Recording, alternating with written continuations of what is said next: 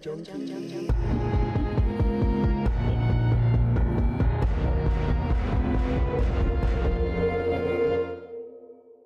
Hello and welcome to episode 14 of Celluloid Junkies. I am Luke Kane and I'm cloistered in an Ursuline convent with Damien Heath. Hello. This month we are profiling Ken Russell's disturbing 1971 political horror film, The Devils.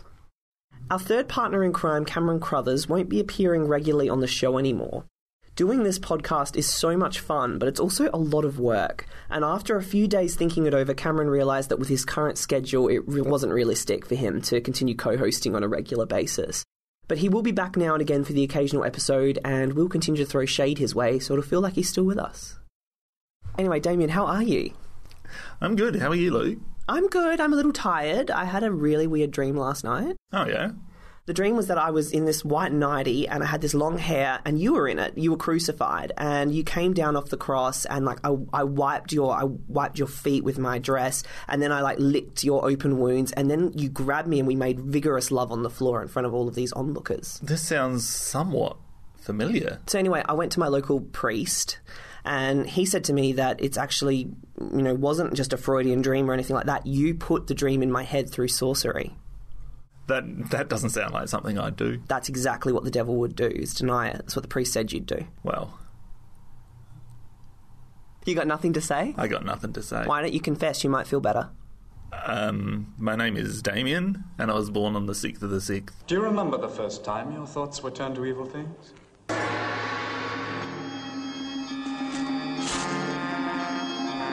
He plies me with caresses, lustful, obscene. He enters my bed at night and takes from me that which is consecrated to my divine bridegroom, Jesus Christ. And what form does this incubus take? Who is responsible for this evil possession? But of course I can prove nothing. This Mother Superior may be little more than a hysterical nun. But if it is a genuine case of possession by devils, and if Grandier himself was proved to be involved, then yes, I think it bears investigation, gentlemen. You've been a magician. If I'd commerce with devils, you face eternal damnation. Conjecture is useless. We need a professional witch hunter. We must send for Father Barre.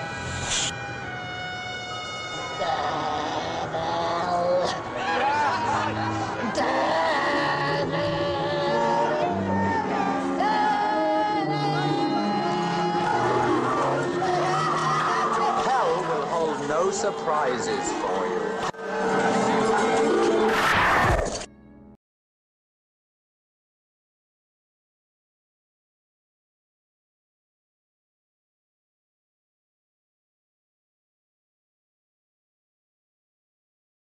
By 1970, Ken Russell was one of England's most provocative and talented film directors.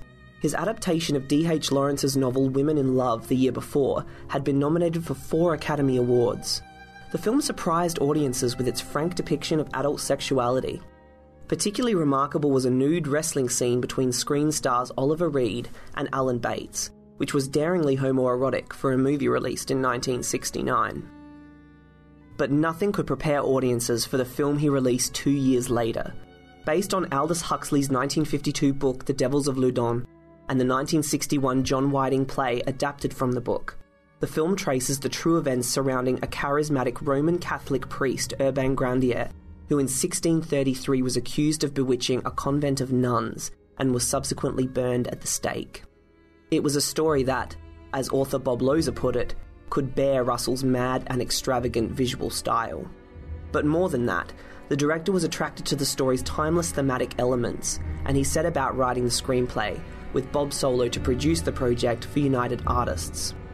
Newcomer Derek Jarman set to work designing elaborate medieval sets, and Russell's then wife Shirley Russell began creating the costumes. But then someone at United Artists read the script, and the studio pulled out. A considerable amount of money had already been spent in pre-production, leaving Bob Solo with no choice but to scramble around looking for another distributor.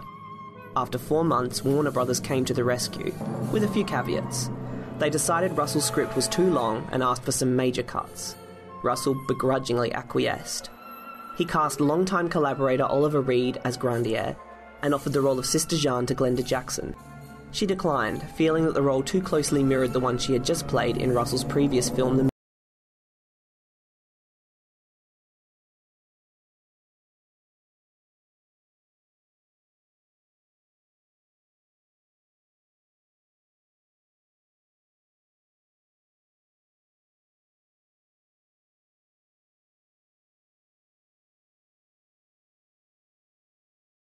who demanded multiple cuts to the final product, including the excising of the now infamous Rape of Christ scene. In the scene, the Ursuline nuns sexually assault a statue of Christ, while Father Mignon watches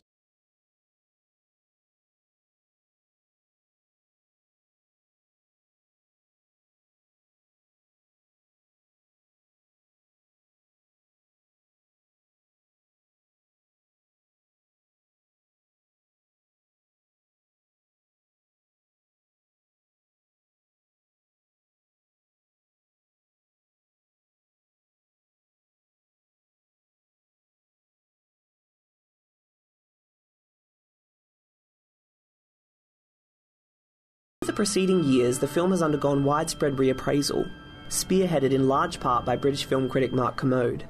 The film exists in various cuts, although Warner Brothers have shied away from reinserting the Rape of Christ scene, or from giving the film a Blu-ray release. A Facebook page called Free Ken Russell's The Devils has close to 4,500 followers. 46 years after its release, The Devils is still making people nervous.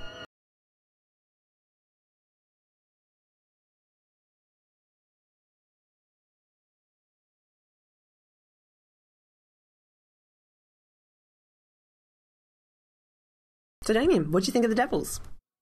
I went into this movie not having seen it before. I'd seen the last half hour at your place, and it was maybe 6 months ago, I think. And I had been absolutely riveted by that last half hour. So, I knew how this film ended. And I watched it in full for the first time a couple of weeks ago in preparation for this podcast. Ordered the BFI Special Edition DVD, which is totally worth the investment. And it is a brilliant, brilliant movie. It is absolutely stunning in every way. And I guess we'll get into that as we go over this podcast, but I loved it. I've always loved it as well.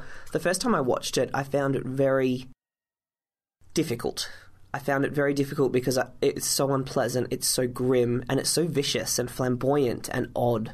But once you get over that, and then you watch it a second or third time, you really start to appreciate its merits, I think. And it's like any film where it's totally its own thing. You have to kind of acclimatise to its rhythm and its language, and then once you have, you're then able to really get into it and love it. And you tend to love those kinds of films a little more because they don't follow that traditional road. And I guess a period film, you can get those period films that I guess are poorly made where it tells you everything that you need to know about the past, about what's happened, and then you get those period films where it kind of just plonks you in the middle of something that's already happening, and typically you find your feet as you go along in those movies. The Devils is definitely one of those movies. Yeah. It still has enough information in there to guide you along the way, to give you your footing of exactly where you are in history and in the lives of all of these people, but it doesn't preach to you in any way. No, and I totally agree with you with what you're saying about how it doesn't help you out. Like, it already kind of starts in chaos. Yeah. From the very first opening shot, which is of the king performing, and he's in drag. He's dressed up as Venus, isn't he? Mm-hmm. I love that, but when I first watched the film, I thought, what the hell is happening here? Did kings dress up as transvestites and perform in their own play? Well, usually I guess it's always been told that, people perform for the king. Yeah. Not the other way around. Well, that's right.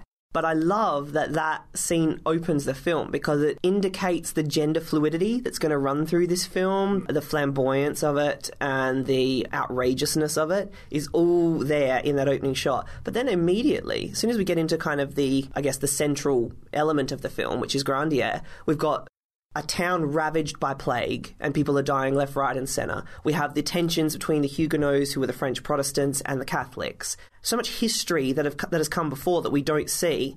It's referred to and we can feel it, but I think for anyone who doesn't understand the historical context, which I didn't, it is a little bit disorienting initially. And I believe, not having read the book, but you have read the Aldous Huxley book, I believe there is a little bit of artistic license taken in putting some of these events that historically they did happen, but putting them all together into this story at this time. It takes events from a few years and condenses them into a few months. We wanted to see the funeral procession of Monsieur Saint-Marc, Reverend Mother. Satan is ever ready to seduce us with sensual delights. Your prayers for Saint-Marc will be the more zealous for not seeing his funeral. That is the strength of the enclosed order. Yes, I know, Reverend Mother, but it was a solemn requiem, and the Cardinal would have given us a dispensation to attend. The powers of your uncle the Cardinal are not in dispute, Sister Agnes. You are not satisfied with the contemplative life. You should have joined the poor Clares. Nursed the victims of the plague, scrubbed out their vermin-ridden hovels. But, Mother, I love our order. Then you shall combine the two, scrub out the convent from top to bottom, on your knees, and pray for the soul of the dead man at the same time.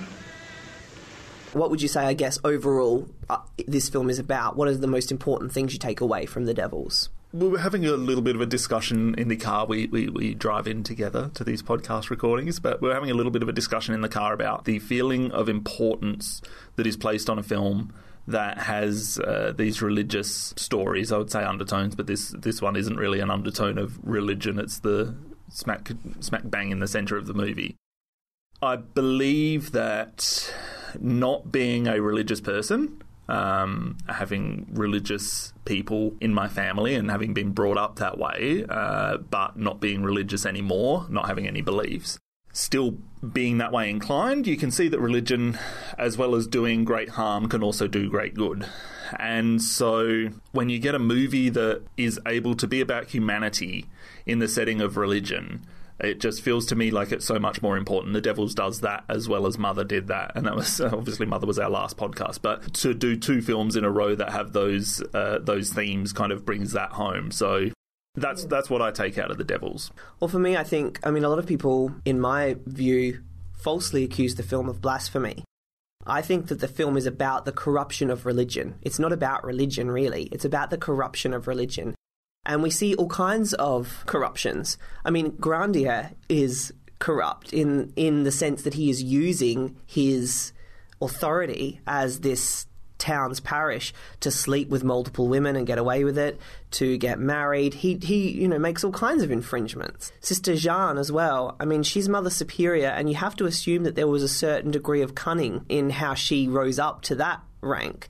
And she was a pretty cruel person, by all accounts. You know, she had the way Redgrave plays her with that deriding kind of cackle, and she's very nasty. You know, the way that remember when she says to Madeline, most women are here because their parents couldn't afford dowries for marriage. You know, ultimately, in my view, she becomes a victim. But one thing I think, apart from the corruption, another thing that I think is really interesting about the film is that it's about two women who fall in love with Grandier. And for one, it's this transformative experience that lifts her out of her grief. And for another one, it drags her to the pits of physical and mental despair. Yeah, and we're going to get just a little bit, not too much, but a little bit into the similarities between The Devils and The Crucible. And The Crucible is another one of those movies where essentially the same thing happens. Yes. Or I suppose in The Crucible, his wife falls back in love with him after not having been for a while. Mm. And Winona Ryder falls in love with him. And that's right.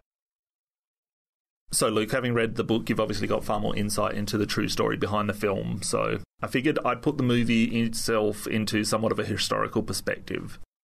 It was the success of the Michael Reeves film Witchfinder General in 1968, starring Vincent Price, that set up the audience for Ken Russell to knock over with The Devils.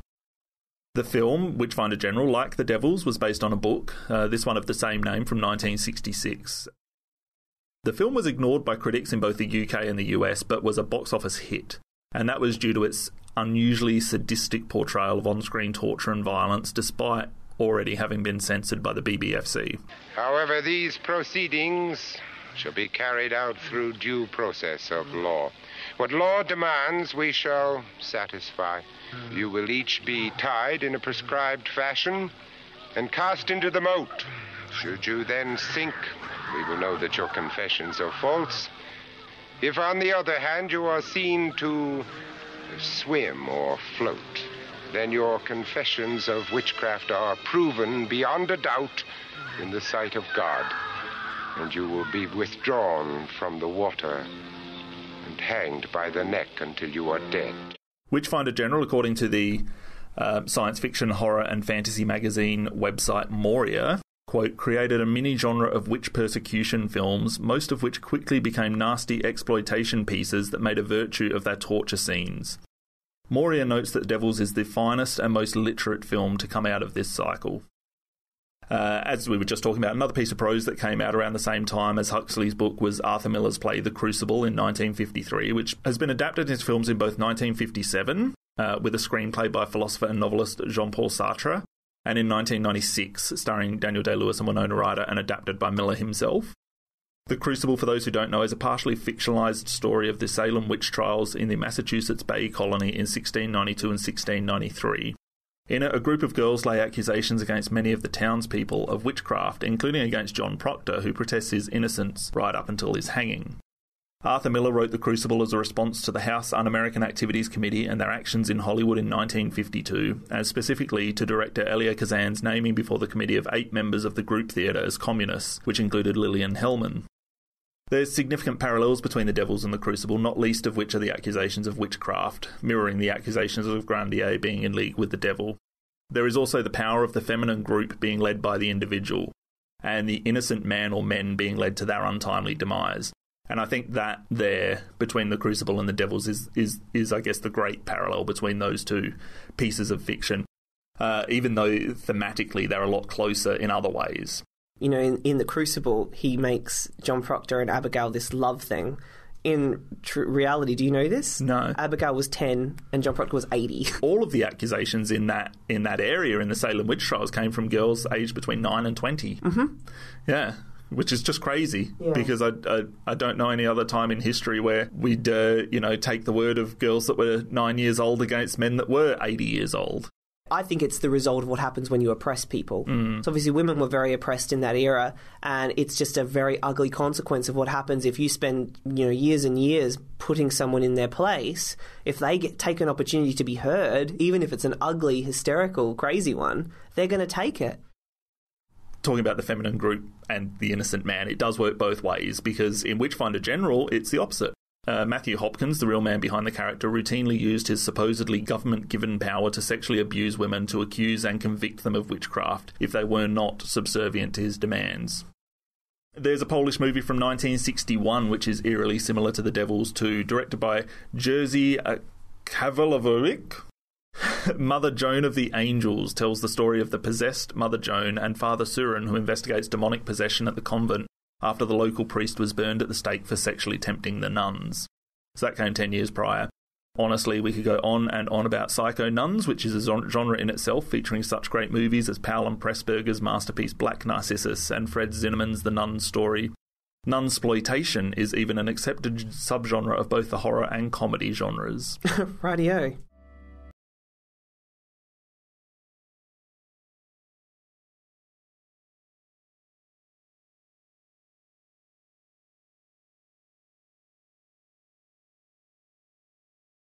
The big reasons why Grandier was an unfavourable amongst people around him was this idea, and it's set up at the very beginning of the film when Cardinal Richelieu says to King Louis XIII, I'm hoping that we can have a successfully bring together church and state once more. And that happens over the credits, and then you see this close-up of King Louis's face and it says The Devils. It's a really ominous, interesting way to begin the film, and it very clearly says this is going to be a political film. Ken Russell was on record as saying over and over again, this is not a horror film. I disagree, I think it's a horror film. But I think what it is about is politics through and through. Absolutely. And I mean, a scene which I forgot to write notes on, but which is so horrifying, quite horrific, is you've got the scene of King Louis shooting birds, so you think. There's this shot of him and Cardinal Richelieu on this platform. King Louis is asking for, birds to be released. Then he aims his gun and he fires. And it's only at the end of this scene that you see it zooms out, and it's actually Protestants dressed in bird costumes, trying to run away that are being shot and killed. What makes it so horrifying is that he's dressed up the way somebody would who works at Disneyland in one of those big, like, bird heads. But, you know, you can hear him disoriented and crying and not knowing where he is. And really horrific that you then see him shot in the back and he falls into the lake and bleeds out, and it's very visual. I mean, just to give some context to all of this, so Protestantism came into France, or through Europe, in the early 1500s, and it heralded in decades of religious wars and infighting that ended in an uneven truce about 40 years before Grandier's execution. So when we see Cardinal Richelieu say that to King Louis, there's still this fight going on between which religion was going to take dominion over France. And obviously King Louis was Catholic, Cardinal Richelieu was Catholic, and Grandier was Catholic. But Loudun was an interesting town because it was about 50% Protestants, or they called them Huguenots, French Protestants.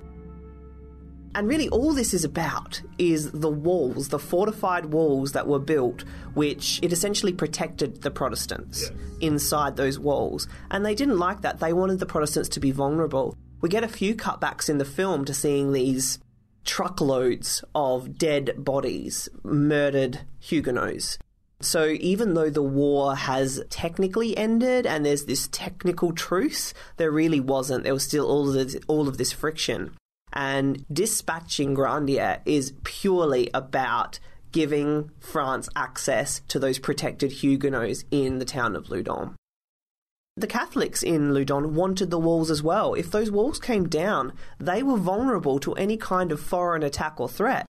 Well, I guess these days, Loudun in the movie is somewhat of a libertarian society, especially compared to the rest of France. So, there's not any ideas of Catholicism is better than Protestantism in Loudun, but merely living together for the sake of peace. That's right. And it was only a problem for the people in power.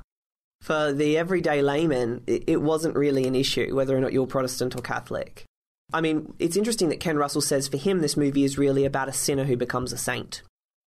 Simply put, Grandier starts off as this man that's a little bit corrupt, a little bit of a sleazeball, and in the end he dies a martyr.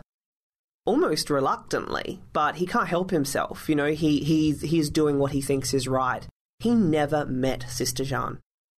Isn't that amazing to think? He never met her. The true sign of the devil! No! Call me vain and proud, the greatest sinner ever to walk on God's earth. But Satan's boy I could never be. I just thought it would be fun to talk a little bit about the legal aspects of witchcraft.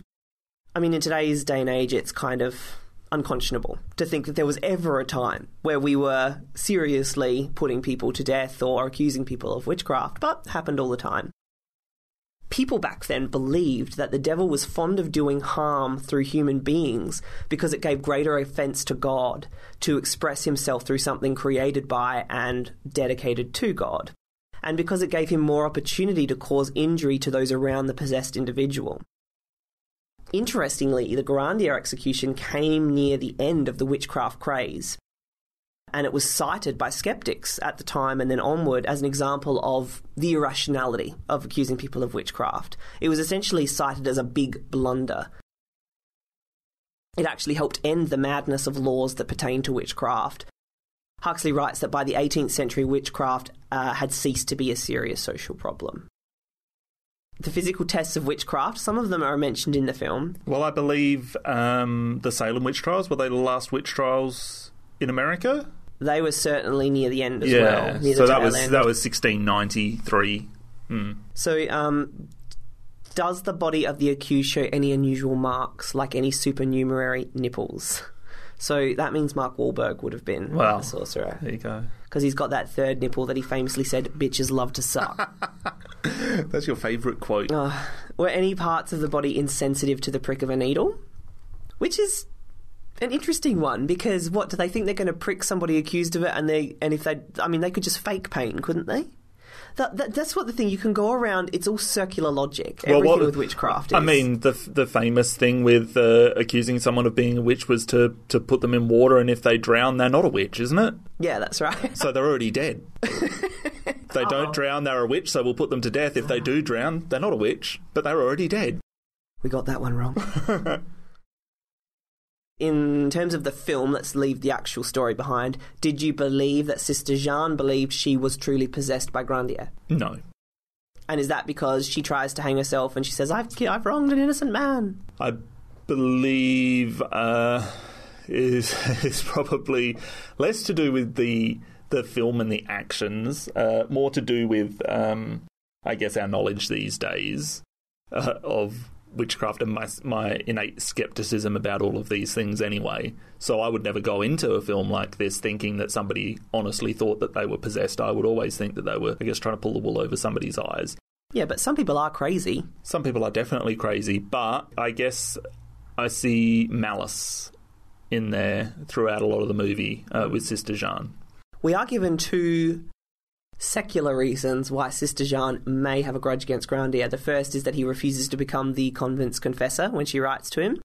And the second is when she learns of his marriage to Madeleine, which drives her into like a jealous rage. Yeah. So, I mean, you know, there is cause to believe that she knew what she was doing. Yes. Interestingly, though, in the scene, which is one of the most amazing scenes, where she talks to Father Barre about having had these dreams, and they're like, tell us his name, and she won't tell them his name until she's like given an enema, her genitals are cut up, she's horrifically tortured, and then at the very end they're like, tell us his name. She's like, Grandier. Why do you think she didn't just give up his name straight away? Why did she have to undergo horrific physical torture? Can't answer. I don't know. Is someone holding... Are you still going with this this play? Is it the devil? Is this another one, Luke? Has the devil silenced your tongue, Damien? Oh, gosh. Aldous Huxley, in his book, he quotes from Sister Jeanne's autobiography, the real Sister Jeanne. She wrote an autobiography. And this is part of it. I just thought I'd read it to you. Ordinarily, the demons acted in conformity with the feelings I had in my soul. This they did so subtly that I myself did not believe that I had demons within me. I felt insulted when people showed that they suspected me of being possessed, and if anyone talked to me of my possession by that demon, I felt a violent emotion of anger and could not control the expression of my resentment. So I guess it's clear that she believes that she was possessed. Or that she didn't. The demons acted in conformity with the feelings I had in my soul. So if you're feeling that way, why do you need to have demons there? Can't you just be acting on your feelings? Like, if I'm feeling angry, and then a demon comes into my head and wants me to act angry, do you know what I mean? Like, it's very odd. On another note, Aldous Huxley is possibly the greatest name I've ever heard. It's seriously one of my favourite names. Did you know how many nuns were apparently possessed at Loudun? All of them. How many? 27. Yes, that's exactly right. Is that right? Yes, 27. Oh my God. Maybe I am possessed.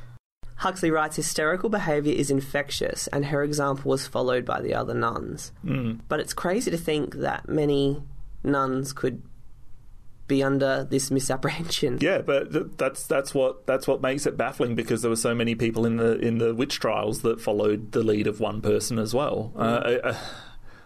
I mean, there's still cults around today. People that believe that they'll be beamed up by a spaceship into another world when God comes onto Earth to pass the final judgment, you know? And they're dead right. Well, they're dead.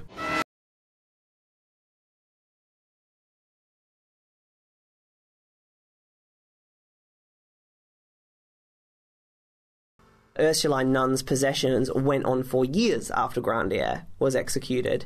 And in the end, it was kind of like it was always a farce. The whole thing was a farce. But by the end of it, it was almost an admitted farce. They performed twice a day at specific times. And people would come. It became a tourist attraction. As Aldous Huxley writes, it was good box office. I remember you telling me that, yeah. Was it good box office even when Grandier was alive? Oh, yeah. But then it continued to be good box office for years after. And, it would be like, our next Possessed showing's at 2 p.m. Come round. The devils could just come in on command. So it's like to drive here, we go past the Gorge Wildlife Park. So every Sunday they do these things where you can hold the koala. So it's like showing up to one of those. Come and meet the possessed nuns. And they're okay between those hours. Yeah. We've really tamed these devils. They come between 2 and 3, they put on their show, they leave, These accusations against Grandier, they served 2 really important functions for French aristocracy at the time. The first one was obviously that, seeing these nuns go through this kind of hell really turned public opinion against Grandier. And the second one was that many Protestants were so galvanised by these experiences that they converted to Catholicism, which is exactly what they wanted, was their ultimate end game, was to change all these Protestants to Catholics. So there was great political impetus for them to remove Grandier. And they did. I'm sorry, you're going to have to remind me, what's the name of the main one who comes there to... Le Bourdemont? Yeah. Okay. He is just a horrible character throughout. You don't really get to know him apart from his being evil. He's levelling these accusations. You get the feeling he might know that they're not true, but he's going to follow through with them anyway until Grandier's dead. But I really love his performance in there. And I really love that documentary, Hell on Earth, that's included on the DVD, because they interview the actor behind that, and I just really loved watching him speak, and it's totally worth getting that DVD for that documentary. Actually, the documentary is available online, so we'll link to that in the show notes. That goes through the censorship, a lot of the censorship. And there is that scene at the end. He is really good in it. And there is that scene at the end where he does reveal his cards and basically admits to Grandier that this is all... It doesn't matter if you're really possessed. No. He says, he says, confess for the good of the institution, for, essentially for its political ramifications, rather than because it's true. He just says it. Even if you're not possessed, or even if you don't believe you're possessed, you can't. They can't see an unrepentant person go to death. Yeah, that's right. And really, he wants him to confess because he knows that if Grandier holds out and doesn't, it's going to look really, really bad, which of course it did. And another parallel to the Crucible, John Proctor, Leave Me My Name. Which is, an amazing scene in that film. Well, amazing performance in that film. Grandier was actually tortured for a year. It was a year between his arrest and execution. Gosh. Yeah. It's horrible. And his legs, the scene where his legs break? Yeah. That actually went on for 45 minutes. Let's talk a little bit about the visual arrangement of the film, because it is just so impressive. Ken Russell said that Derek Jarman's sets gave the film a modernity.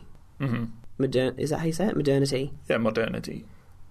Yeah, that he gives the film a modernity, and I really loved that. I think what is so striking initially about The Devils is that it is a medieval town that looks brand new. Yeah. I mean, it's got just those beautiful, sheer white walls, and, it looks fresh. It looks, it almost looks kind of dystopian and out of this world. Yeah. It's a medieval town unlike any I've ever seen in another film. Ken Russell said that there wouldn't be any moss gathered on the stone pillars and no disrepair to the tiles or the roads. Everything was new and they were proud of it. And with this instruction, Derek Jarman spent 3 months building the biggest set for a movie since 1963's Cleopatra. And it's a series of amazing architectural buildings all paved with glistening white tiles and white brick. And what this achieved for the movie is to not only promote the city as a character, but to allow it to recede into the background as well, the colours that were used, so the action's not overshadowed. And it's remarkable that this set, which is truly something magnificent to behold, is not the star of the show, but merely a support. And that's the true mark of genius about Derek Jarman's work here. I love this set so much that I wish it was still around and had been declared a national monument so that I could go over there one day and visit it. Isn't it amazing? Yeah.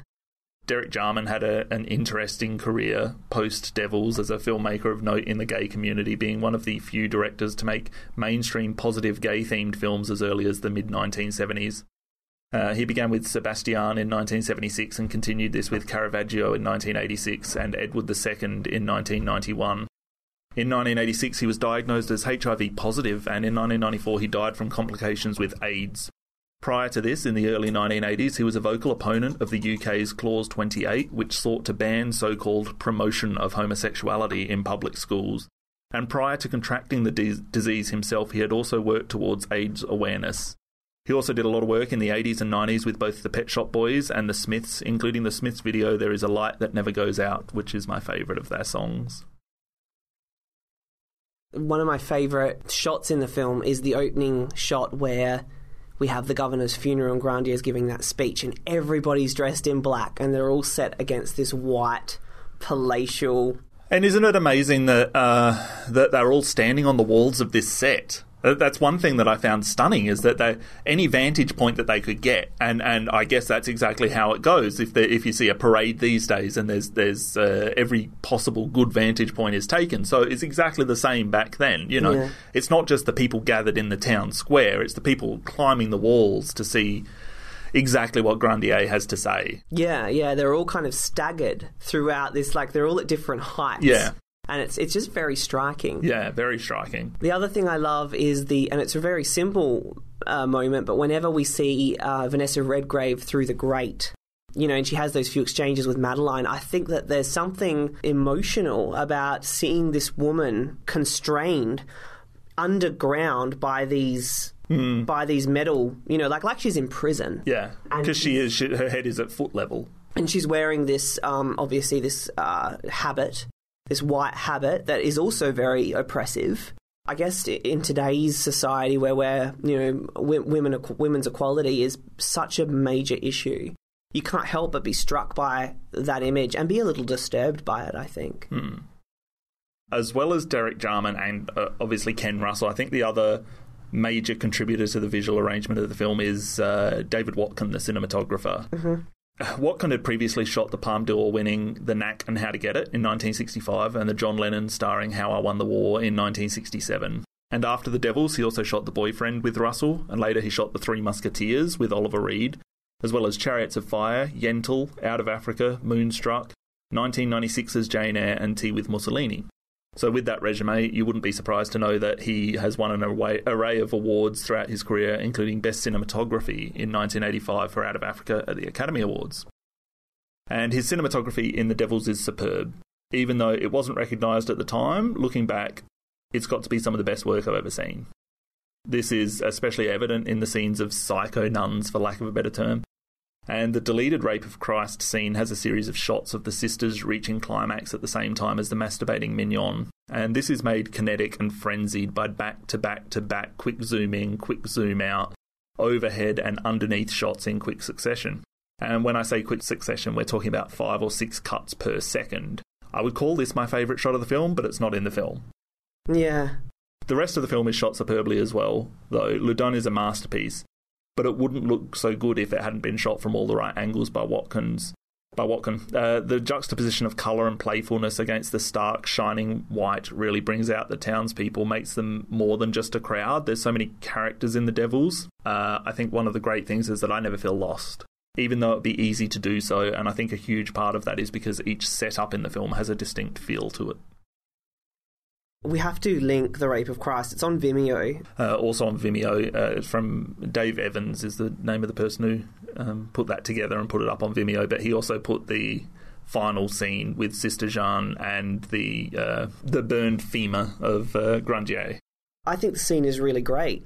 Absolutely. Yeah, as I said, it would be my favourite shot in the movie. I think it is stunning, amazing work that they were able to get this, especially in the days of film, that they were able to get these edits done like that. This is just like the opening scene. This is just as good as the opening scene of 2001: A Space Odyssey. But, you know, when I see, like, the nuns rubbing their vaginas on Jesus' face, I still feel really shocked. Titillated at all? No. No, neither do I. Shocked. Oh my God, they can't do that. It is. Even though I'm not a Catholic. It is shocking. You know, she's scissoring the statue's foot at one point. Yeah. And especially Mignon, who's Murray Melvin, I think is the actor's name, and he overacts throughout this entire movie. He's really good though. He's creepy. His character is so fucking funny. to watch, to look at. He's got this peculiar look about him. Yeah, he's got that bowl haircut. That bowl haircut, that pointed nose. It looks like he's had too much Botox even at a young age. But he climbs this ladder and climbs this wall. And there's, just another example of someone climbing up to another height, a greater height. But he climbs this wall, and then the only shot of him after that is it goes to his hand under his robe. Yeah. And obviously shows that there's this bulge under his robe, and that's him masturbating. And he makes the funniest facial expressions as he's coming. But it's like throughout the whole movie, he has been, I feel like, the most repressed character. And in the Rape of Christ scene, it is he is just overcome with I don't know how to put it, but he's just overcome with allowing his emotions, his needs, his wants, his desires to come out. Yeah. I feel like it's self-loathing masturbation. Yeah. Like he's doing it, but he hates himself for doing it, but he can no longer fight the urge or impulse to do it. Yeah. So he was obviously titillated. Oh, we were all titillated, Davies. Satan is ever ready to seduce us with sensual delights. Let's have a quick chat about censorship. Just briefly. I mean, this has been covered by a lot of people. There's a great podcast that the Projection Booth did on the Devils, which they go very heavily into the censorship issues and where you can find the best cut of the film. How do you feel about the idea that this film was... First of all, I guess, does it surprise you that the film was so heavily censored and such a contentious issue? And does it bother you? So I think you have to put it in historical perspective again, as with anything. And 1971 is a very interesting year for film censorship. So films banned in the UK in 1971 include the Andy Warhol production Trash, which was the second film in his series with Joe D'Alessandro. A home video release of Sam Peckinpah's violent Straw Dogs, which was banned for 31 years. And Jerry Schatzberg's hard-hitting drug story The Panic in Needle Park. In subsequent years, the same fate was also to befall The Last House on the Left for 30 years, A Clockwork Orange at Kubrick's request for 26 years, and The Texas Chainsaw Massacre for 25 years. So the infamous video nasty period was about to begin, and Russell and the studio really just did what they had to in order to get that film released. So Warner Brothers had already cut out a significant amount. They'd already made a significant amount of the cuts for this movie before submitting it to the BBFC. And Ken Russell then had to, with the BBFC, make some more cuts so that it got the X rating. Edits to the film include nudity in the cathedral and convent scenes, an anal insertion during the first exorcism, some shots of Grandier's legs being crushed, the pantomime sequence while Grandier is burning alive, then the Rape of Christ scene and Sister Jeanne masturbating with the burned femur of Grandier. Does it bother you that the film got censored? If the alternative was for it to get banned, no. It doesn't. And the film works brilliantly without the scenes that were censored.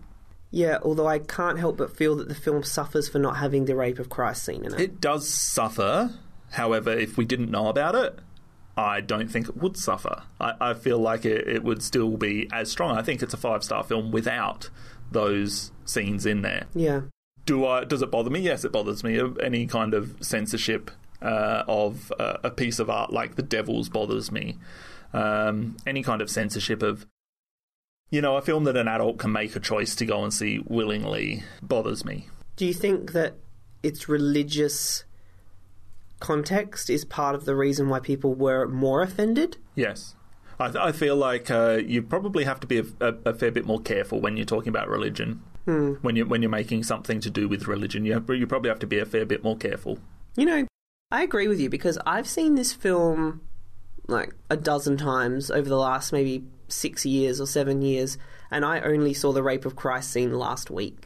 I'd seen little snippets of it, but I'd never actually seen it, and it never bothered me. I loved the film. I've always loved the film. My feelings have never changed.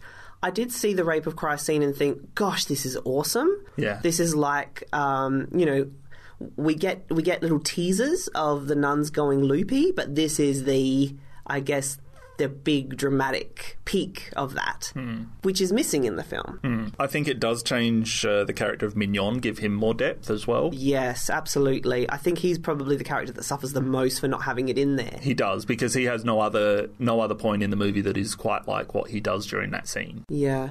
So apparently when they were shooting that scene and the other scenes with the Ursuline nuns, there was quite a bit of groping going on between the male extras and the female nuns. Yeah, look, there are these, I guess... like off-camera groping. But there's on-camera, there's these elderly gentlemen in these robes who are part of this scene, and I believe they might be having the time of their lives. Apparently Ken Russell served, like, liqueurs and champagne, and they all just got really drunk, and they did it. Any nuns that agreed to have their heads shaved and their pubes shaved got extra money.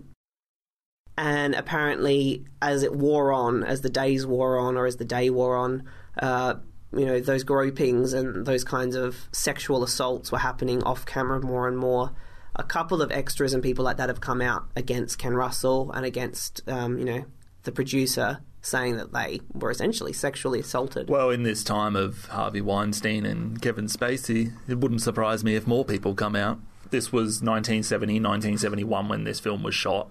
It was in the midst of the sexual revolution as well. There were a lot of changes going on in Hollywood and in life as well at this time. So I can't see this happening 5 years before, but in 1971, maybe it is still ahead of its. Maybe it's still ahead of its time, but it's the perfect time for it. I also can't see this film being made today with a similar scene, and I think that is even seen that there's a Catholic priest, a Catholic father who's quite high up, who says that there is nothing wrong with this rape of Christ scene, and yet still Warner Brothers will not put it back in the film. And that's because a lot of stupid people can't see something blasphemous in a film and not think, oh, well, it's blasphemous because it's showing blasphemy. Say it how it is, Luke.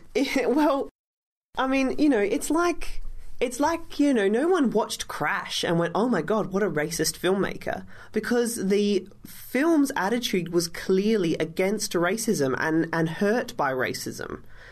The Devils is very much hurt by religious corruption. There's nothing in it that is taking pleasure or glee. It doesn't glamorize it. It's horrific. It's awful. It's absolutely awful to see what happens to Grandier. You feel for him. And the last scene where he's, burned at the stake is so horrific. And I loved Ken Russell. I heard him say about that the onlookers, the spectators, they are there as if they're watching a football game. And, they're excited. Including Grandier's previous lover throughout the movie, who's up on the balcony drinking wine and laughing. She's delighted. You think they're all at a circus. Yeah. And, I mean, that is truly frightening. And I heard, I read in Aldous Huxley's book, before you start congratulating yourself on the fact that you would never, ever gleefully attend an execution, let me say that in this day and age, for these people, this is essentially what it was. It was a piece of entertainment. Yep. The man had been lawfully, justifiably sentenced to death. Well, that's right, and there are less conflicting opinions back then. Not everybody has a soapbox to state their opinions. Yeah. Not everybody has a blog spot or anything like that. So what comes down as a decree from the government, from the people in charge, is largely accepted. Yeah, and by the way, when I drive, I can't tell you how many times the wanker in front of me is slowed down to 15 k's an hour to look at some horrific car accident. What's the difference? It's exactly the same impulse that's driving those two behaviours.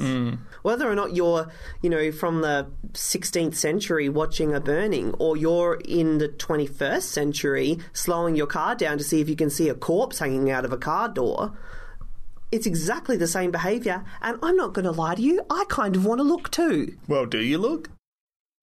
I mean, I drive past and I look if there's sirens there. Not that I would endanger myself or anyone else, but no, if there's an opportunity to look, I do. I can't help it. Well, I mean, graciously, the Australian government made the law that if you're passing flashing lights, you have to slow down to 25 kilometres an hour now, or you are breaking the law. So now it just looks like we're all perverse people trying to see what's going on because legally we can't go any faster. Look, I'm just going to put it out there. if I was living back then, I would totally be into attending an execution. I think that is just... it comes down... Knowing what you know now, I think you would not. If you had the knowledge that you have today, which obviously people back then did not have. If you had the knowledge that you have today and you are transplanted back into that time, I think if you went there, you would be absolutely appalled. You would be appalled at the sight of burning flesh, at what happens to this human. Unless you really didn't like them. So I still think it's too much to watch. It's something that you would never forget. You know, you hear about police officers walking into a crime scene that is especially horrible. You know, it's something that is life-changing. I ask you once again, where is His Majesty's proclamation authorizing this demolition? For a common priest, you act uncommonly like a governor, Father. Where is your authority? Here, should one more stone be torn from our city walls, you will be dead before it touches the ground. How wonderful are Vanessa Redgrave and Oliver Reed in this film? They are both wonderful. They are so good. You know, Oliver Reed I've always felt is a bit of a melodramatic over-actor, but I think he totally suits this role. Grandier is this larger-than-life character, you know, makes these really loquacious speeches, very bold, and he just knocks it out of the park. And then you've got Vanessa Redgrave as this demented nun, and she is just so compelling in this film. It's painful to watch Vanessa Redgrave in this movie. You know, sometimes I wake up and my neck's sore. And so looking at Vanessa Redgrave with her head constantly tilted, I'm in pain watching her, and I'm sure that made this more effective. Mark Kermode, the film critic, and I believe he's the film critic for The Guardian. Yeah, and he has his own show he's on BBC Radio. Right. So he's one of the biggest champions of the Devils, possibly the main reason or the only reason we've ever been able to see the rape of Christ. He calls Oliver Reed's performance in Sister Jean's Fantasies the best screen depiction of Jesus. And Oliver Reed once said of his director, Jesus is not Christ, only Russell. So these two have been described as the most colourful eccentrics of British cinema in the 1970s. It's said that they had a sword fight to determine whether or not Reed would act in 1975's Tommy. Russell won, so Reed was in. They first worked together on two television shows, Monitor, in which Russell directed Reed as the composer Debussy in the Debussy film, and Omnibus in Dante's Inferno. Reed then starred in Russell's award-winning Women in Love, as well as The Devils, Marla, Tommy and Listomania. All of this within a 10-year period from 1965 to 1975. And they lastly worked on a telly movie in 1991 called Prisoner of Honour. And without Russell, behind the camera, Reed starred in Oliver, The Three Musketeers, The Brood by David Cronenberg, and Ridley Scott's Gladiator, which was completed after his death. And he's also a well-known alcoholic who was prone to misogyny, but I guess we're not here to judge. And Russell and Reed has to be one of the great film pairings of that time. They were seemingly at odds and also in cahoots, so it's hard to tell which, but it made great art. And the other great pairing for Russell at this time was not with Vanessa Redgrave, but with Glenda Jackson. And Russell initially wanted Jackson for The Devils, but she didn't want to do it. She'd already worked with him on Women in Love, for which she won an Academy Award for Best Actress, as well as the controversial The Music Lovers and The Boyfriend, released the same year as The Devils. The Music Lovers was described by Russell as the story of a marriage between a homosexual and a nymphomaniac, and Jackson had had enough of playing nymphomaniacs. That year, she was also to play one-third of a love triangle in John Schlesinger's Sunday Bloody Sunday. In stepped Vanessa Redgrave, who had recently been in other period films Camelot and The Charge of the Light Brigade, but 5 years earlier had shot to stardom in Michelangelo Antonioni's Blow Up. She's a perfect replacement for Glenda Jackson, and she plays the nymphomaniac to excess and delight. Her proper British voice is such a stark juxtaposition against the sister's actions that it's plausible she is indeed possessed by a demon. I can't imagine anybody else playing this role with such abandon. And that's one of the things that surprises me about this movie 50 years later. I can't imagine it being made today. If it was made today, who would be willing to play this role? And if we could find someone to play this role, who would play the other sisters, full frontal, naked and writhing with the statue until they reach orgasm? And Reed and Redgrave are brilliant apart. They're rarely together. Most often it's in Sister Jean's Fantasies, but they're brilliant together too. Incidentally, the British Film Institute, who released The Devils on the DVD, which you should all buy, labelled the Russell collaborations, the Debussy film, Women in Love and The Devils among Reed's 10 best films. You know, Oliver Reed felt it was his personal favourite of his films. I can't stop saying, since we, started doing research for this film, decided that we'd do this podcast, I just wake up in the morning and the first thing I want to say is, Satan is ever ready to seduce us with sensual delights. I love Oliver Reed in this movie, though. He's fantastic. He's brilliant. And Vanessa Redgrave as well, who has not really been in a huge number of mainstream films in the last 30 years, but is such an iconic actress. Yeah, I mean, look, she is just phenomenally good.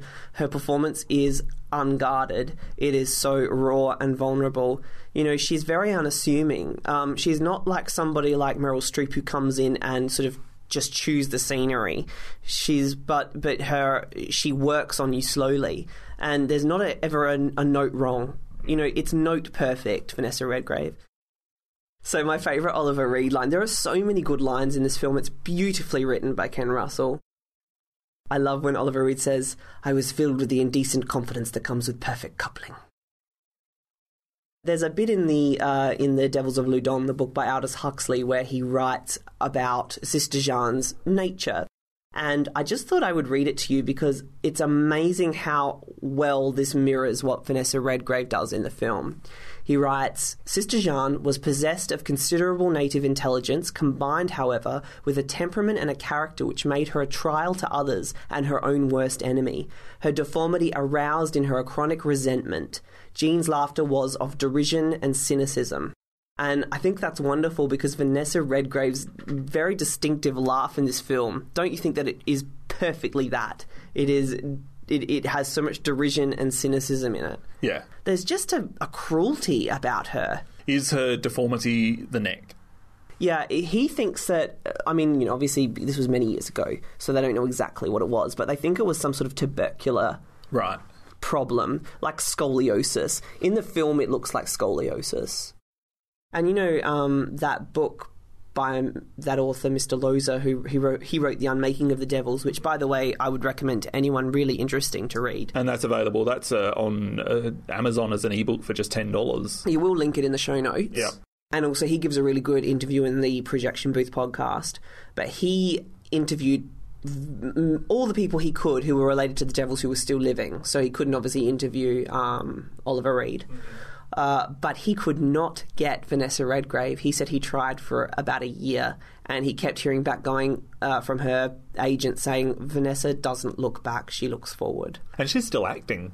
Yeah. Today. Yeah, she is. She's in a film that's coming out soon. Take me out tonight, where there's music and there's people and the young and the light.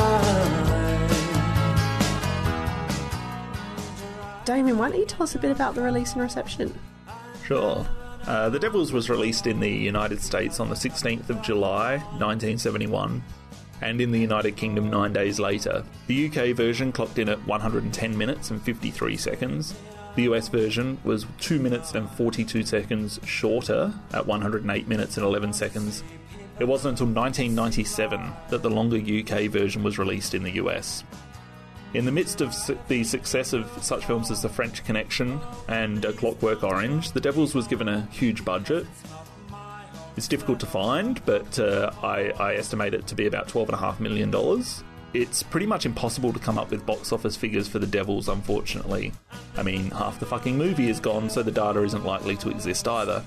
The most useful data I could find is that it drew 1.26 million admissions in France, which ranked it the 31st most successful film that year in that country. It also drew 147,000 in Sweden. So if we extrapolate those to worldwide earnings, I'd say we're looking at about $5 to $10 million, which is a pretty wide gap, but that's the best I can do. So clearly against its budget, it bombed.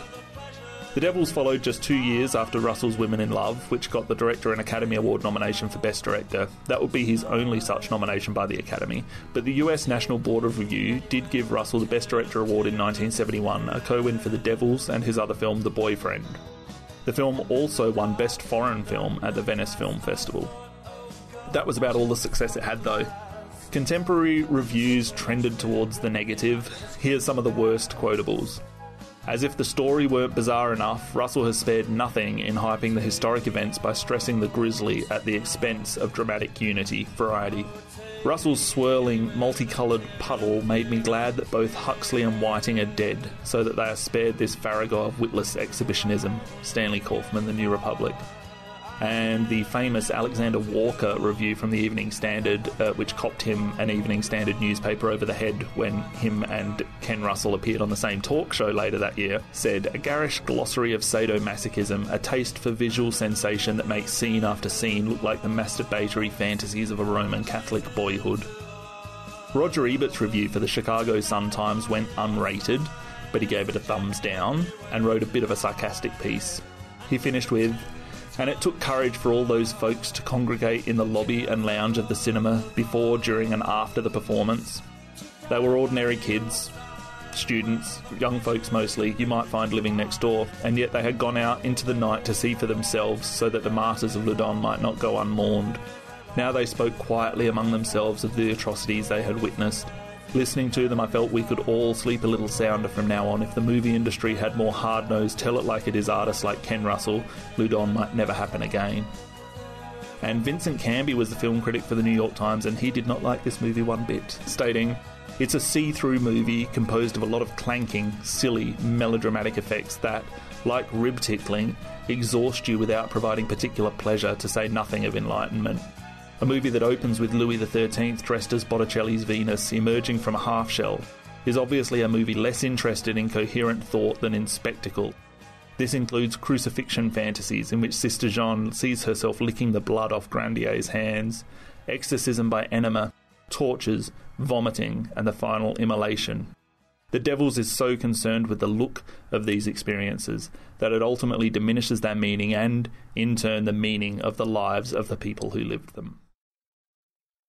So, reading these reviews makes me wonder why a critic would get into that field only to frown upon originality and invention. To make no mention of the performances of Oliver Reed and Vanessa Redgrave is unforgivable enough, but many of these reviews make unprofessional personal attacks on Ken Russell. And to each of these critics that I've mentioned, I say, fuck you. I'd rather be standing alongside Russell in league with the devil if this is the alternative. Damien, could you not be so evasive? Could you sort of tell us what you really think? This is the first time I've taken offence at negative reviews of one of the movies that we've been talking about, I think. Interesting that we're doing this film just after having spoken about Mother, which was another widely critically misunderstood film. Yeah, critically misunderstood. That's a good way of putting it. If you can't see Mother, if you're a film critic who can't see Mother these days and couldn't see The Devils back in 1971 and understand that what you are witnessing is brilliance, you're in the wrong profession. Yeah, I mean, it's just crazy to look at The Devils now with all of its originality and its boldness and the beautiful writing, the incredible electric performances, and not find any of its merits. I can't help but think that some of this is due to, I guess, Women in Love got a lot of good reviews and it got a lot of buzz, a lot of critical buzz. And The Music Lovers was so polarising the year after that and the year before The Devils that The Devils suffered as a consequence of that. Yeah. And Ken Russell, maybe he had detractors and enemies in the industry. And after this film, he would make The Boyfriend, which was a real light, fluffy musical film. But it was a disaster, critically and commercially. I think that the reaction that Ken Russell got to The Devils really shattered him. And I think that it might have shattered his confidence a little bit, in the same way that I think John Carpenter was really shattered by the reviews for The Thing, which is another really great, brilliant film that didn't get the attention it deserved, and actually had a lot of scorn and spite, which was unwarranted. It's really sad to see these directors create something wonderful, be brought down by, I guess, the critical intelligentsia. It builds or creates an insecurity that's then reflected in their subsequent films. Yeah. And, I mean, look, even Kubrick's A Clockwork Orange that same year had some of that same feedback. Yeah. This is like, going to the movies these days and saying Mother is not worth your time or your money, but Wonder Woman is. This is just wrong. In terms of entertainment, yeah, go and see Wonder Woman. If you want to be brain dead, not having to think about a movie, go and see Wonder Woman. It would be great fun, and it probably is. But if you want to see something that's original, that's inventive, that is different, that is spectacular, don't go and see Wonder Woman. It's the same as every other fucking movie out there. Go and see Mother. So, Damien, are you ready to quiz? Yeah, let's do it. All right, I'm going to fuck you up. No, you're not. I'm not. I'm not confident. Luke, you've never done a quiz. After this, you wish you'll never started. I know, I'm really nervous. You wish you'll never started? All right, so... I'm trying to trash talk and I fucked that up, Let me go first, then you go, then I go. Okay, so it's 3 questions each. Okay. Did Ken Russell go to Loudun before or after the making of The Devils, or did he never go? Never. That's right. One and for you. I know, I assumed that, I didn't know that, but I assumed that because he shot it on a soundstage, which Vanessa Redgrave was so against. Yeah. Yeah. She wanted to shoot it at Loudun. Yeah. In which European country was The Devils banned and stars Oliver Reed and Vanessa Redgrave threatened with 3 years jail time if they entered the country? Italy. Yes. 1 for me. Okay, what film provided the inspiration for Derek Jarman's set design on The Devils? Metropolis. Very good. That was my next question. Okay. 2 for you, 1 for me. Are we doing 3 each? Yeah. Okay, I'm just going to put this question in because you've already answered it earlier, but I've only got 4 questions here and you've used up one of mine. Okay. True or false, this is Oliver Reed's favourite of his own movies? True. 2 each. Okay, which British law firm insured Oliver Reed's eyebrows? Lloyd's of London? Yes! Oh my god. Okay, so you've gotten 3 out of 3, so now you need my 3rd question. Who was the famous British comedian noted as a major inspiration for the formation of the Monty Python comedy troupe who had a scene in The Devils which was ultimately cut? Oh my god, I have no idea. Well, it wouldn't have been John Cleese. I can't think of any of the other names. Not a member of Monty Python, but a famous British comedian who was a major inspiration for the formation of Monty Python. I don't know. I'm going to have to say I don't know. Spike Milligan. Oh, I never would have got that. Good lord. All right, Damien. Final thoughts. Oh, by the way, we should just say Damien won that quiz. There we go. Yes. I was hoping I could gloss right through it. So, final thoughts on The Devils, Damien? My final thoughts are a star rating, and that's 5 stars. Mm-hmm. Spectacular movie. Yeah, look, I agree. I think it is just an amazing film about corruption. It could not be more relevant to today. You can see why it appealed to Russell in 1971. You can see why it's worth talking about today in 2017. We still see all kinds of gross corruptions going on in our society. And this film is a very, very violent and very impacting statement on how it's done and on why it is the root evil of the world. You know, watching Grandier get persecuted and die is absolutely wrenching, and Vanessa Redgrave being used as a tool by his political opponents for gamesmanship over him is just incredibly difficult. I think it's a 5-star movie. It's brilliant visually, in terms of the writing, in terms of performances. Everyone is at the top of their game. 5 stars. And that's it for Celluloid Junkies this month. Join us in December. We're going to welcome Cassandra Cain back to the show to discuss a very polarising film from the 70s.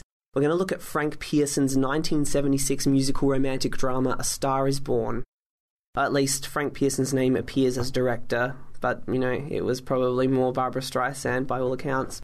Until then, we recommend that you avoid all contact with any sexually hysterical nuns, because you never know how seriously people might take their loopy accusations. Be safe and well, and that's all from us. Goodbye. Celluloid Junkies.